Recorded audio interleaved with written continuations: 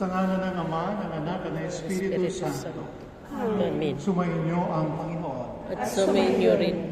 Mga kapatid, sa paggunita natin ngayon ng pagdarasal para sa mga yumao o mga namatay, ipagdasal natin mabuti ang ating mga mahal sa buhay at gayon din naman siyasatin na natin mga sarili sa paghahanda sa ating ding pagyao sa buhay na ito.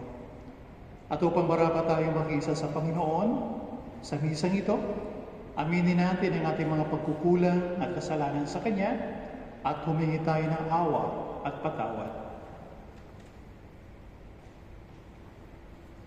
Inaamin ko sa makapangyarihan ng Diyos at sa inyo mga kapatid, na lumabag ako ng kasala sa isip, sa salita at sa gawa. at sa aking pagkukulang, kaya sinasamo ko sa mahal na Birheng Maria, sa lahat ng mga anghel at mga banal, at sa inyo mga kapatid, na ako'y panalangin sa Panginoong ating Diyos. Kaawaan tayo ng makapangyarihang Diyos, patawarin tayo sa ating mga kasalanan, at matnubayan tayo sa buhay na walang hanggan.